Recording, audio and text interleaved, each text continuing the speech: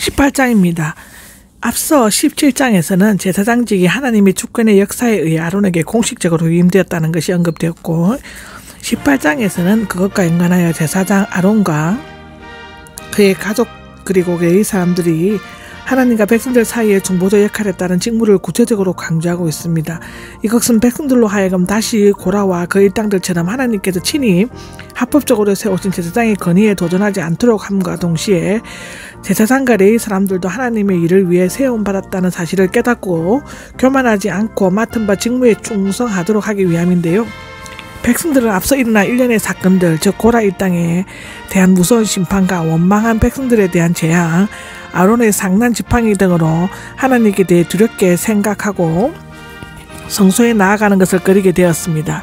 이제 하나님께서는 본문에서 제사장에 대한 규례를 제시해 주심으로써 제사장이 그들을 대신하여 하나님께로 가까이 나아가며 제사장을 통해 하나님과 계속적인 관계를 유지할 수 있음을 보여주는데요. 이런 말미암아 백성들은 더 이상 하나님과 성소에 대해 두려움을 느낄 필요가 없게 되었죠. 여기 제사장과 레위 사람들의 직무가 나옵니다. 지금까지는 여호와께서 모세, 때로는 아론과 함께 말씀하셨지만 여기에서는 오직 유일무이하게 아론에게만 지시를 내리셨습니다. 아마도 그 이유는 아론의 상난 지팡이 사건 이후 아론의 대제사장 권한이 크게 높아졌음을 나타내기 위함인데요. 아론과 그 아들들과 가문은 성소를 범한 죄, 즉 레위 사람이 아닌 사람의 성소에 출입하거나 제사장이 아닌 사람이 성소의 기물에 손을 댐으로써 하나님의 거룩성과 위엄성을 손상시킨 죄와 제사장 직분을 범한 죄, 즉 제사장 직무를 수행하면서 짓는 죄인데요. 직무에 태만하거나 규례를 위반하는 등인데 이 모든 것에 대한 책임을 져야 한다는 것입니다. 제사장은 거룩한 직분을 받았지만 연약한 인간이기 때문에 죄를 지을 수도 있다는 것입니다. 신명기 1장에도 나오고 로마서 3장에도 나옵니다. 그러나 제사장이라고 해서 죄에 대한 면책 특권이 있는 것이 아니므로 항상 죄를 짓지 않도록 조심해야만 하며 죄를 지었을 때는 속죄제를 드려야 한다고 레위기 16장에는 말하고 있습니다. 아론을 비롯하여 모든 제사장들은 하나님께로부터 선물로 받은 직무, 곧 성막의 중심으로 진행되는 각종 제사와 봉사를 담당해야만 했는데요. 한편 레위 사람들은 아론의 지시에 따라 제사장을 돕고 그에 속한 여러 가지 사역을 감당하면서 사람들이 성막에 접근하여 위험한 일을 당하는 일이 없도록 막아주는 역할을 하였다고 합니다.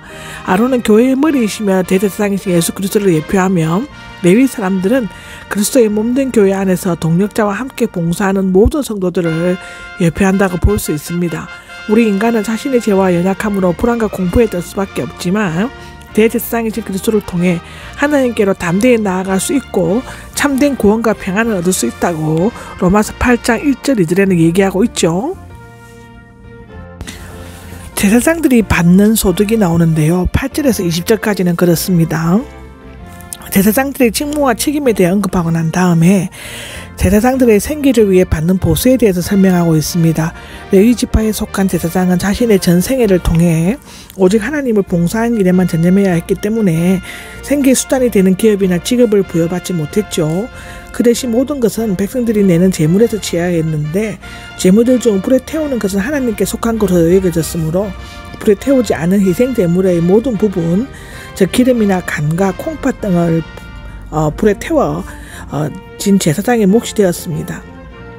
여기에서 규정들은 다음과 같이 요약할 수 있는데, 첫째는 백성들이 흔들어 바친 모든 제물과 들어 올려 바친 제물은 모두 제사장 몫이다는 것이고, 둘째 불태워지지 않는 거룩한 제물과 속죄제와 속건제, 하목 제물은 좋은 것은 제사장 몫이라는 것이고요. 셋째 첫수확, 즉 기름, 포도주, 곡식과 백성이 특별히 드린 것은 제사장 몫이었습니다. 네 번째, 여호와께 드려진 모든 것, 여호와 자신이 제사장 몫이었다고 하고요. 제사장들은 이 세상에서 땅이나 직업, 생계, 수단까지도 부여받지 못했다고 합니다. 이 세상에 그 어느 것과도 바꿀 수 없는 전능하신 하나님을 모실 수 있는 특권을 받았으며 또 그로부터 자신의 수고에 대한 분깃을 넘치도록 받았는데요. 제사장으로 부름받은 성도에게 있어서 하나님은 유일한 소망이며 삶의 방편이시며 의지할 대상이 되신다는 것입니다. 하나님께서는 자신을 위해 애쓰는 자들에게 친히 분깃이 되어 주신다고 약속하시고 그것을 소금 언약, 곧 결코 변하지 않는 파괴할 수 없는 신기한 신실한 언약이라고 부르셨다고 합니다.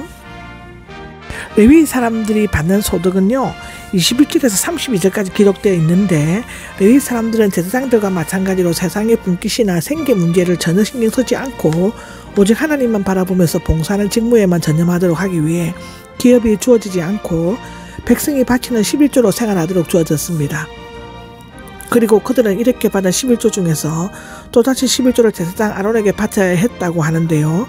그것은 곡식과 포도 짜는 틀의 포도즙이어야 했고, 그것은 마치 그들이 경작하고 제조한 것처럼 여겨져야만 했고, 또한 그들이 가진 것들 중에는 온전하고 가장 좋은 것과 거룩한 것이어야 했습니다. 레위 사람들의 11조는 곧바로 제사장에게 돌려져 여호와께 드리는 거룩한 예물로 성막에 바쳐져야만 한다는 것이고, 그 나머지 레위 사람이 원하는 어디서든지 먹을 수 있었다고 합니다. 이와 같이 11조는 특별한 사명을 맡은 레위 사람들에게 생계를 보장하기 위해 주는 분깃으로 사용되었지만, 그 근본 목적은 우리가 소유한 모든 것입니다. 다 하나님의 것이고 우리는 다만 그것을 관리하는 청지기에 제한하지 않는다는 사실을 고백하면서 하나님의 은혜에 감사하고 오직 하나님께만 소망을 두도록 하기 위함인데요.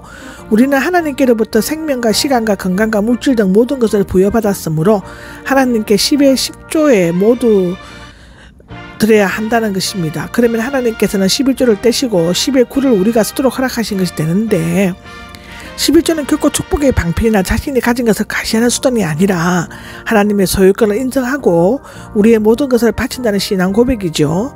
기쁨과 감사의 예물이라고 할 수 있습니다. 이것은 성경의 여러 곳에서 기록되어 있습니다. 마가복음 12장, 로마서 11장에도 기록되어져 있죠.